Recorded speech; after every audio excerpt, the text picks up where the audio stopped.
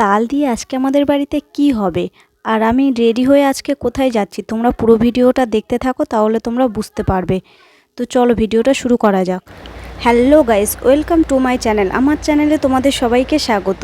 আজকে সকালে মেশিনের ওপরে জামা কাপড় ছিল, সেগুলো গুছাতে গুছাতে ব্লগটা স্টার্ট করছি। তারপরে বিছানার ওপর কয়েকটা জামা কাপড় ছিল, সেই জামা কাপড়গুলো একটু ভাঁজ করে নিয়ে রান্না বসিয়ে দিয়েছি। আজকে তোমাদের বেশি রান্না দেখাবো না, আজকে একটা জিনিস দেখাবো তোমাদেরকে, চলো দেখতে থাকো। আজকের বিকেলে মা তালের বড়া করবে বলে তালগুলো ভালো করে ছেনে নিচ্ছিল। তোমরা কি কখনো এটা দিয়ে তাল ছানতে দেখেছো?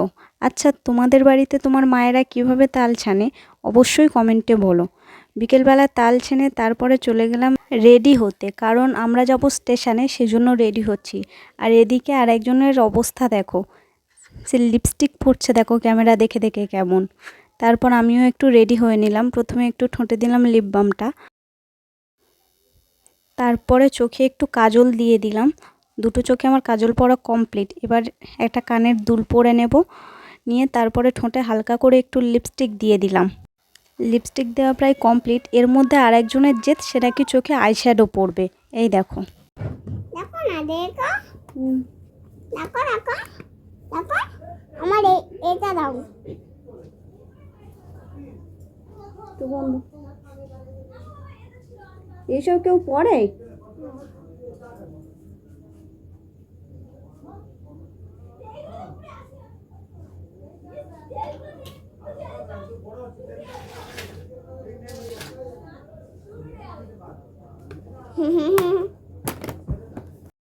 তারপর রাস্তায় বেরিয়ে আর ভিডিও করা হয়নি।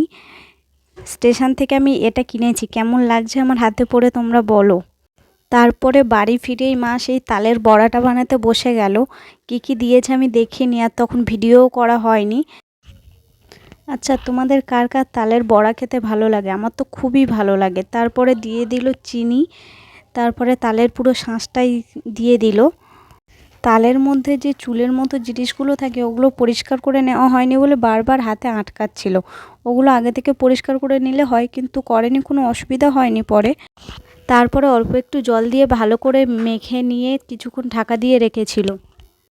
ঢাকা দিয়ে রাখার কিছুক্ষণ পরে কড়ার মধ্যে এক এক করে বড়াগুলো দিচ্ছিল। আমার তো দেখতে বেশ ভালোই লাগছিল। আমার শুধু বারবার মনে হচ্ছিল, এই বুঝি তেল হাতে লাগে, এই বুঝি তেল হাতে লাগে। কিন্তু কথায় আছে না, মায়েরা সব পারে।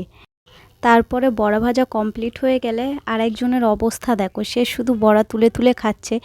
ওকে বারবার বলছিলাম যে ভিডিও করব, একটু সরে যা, কিন্তু কে শোনে কার কথা। আগে ও নেবে, তারপরে আমার কাজ।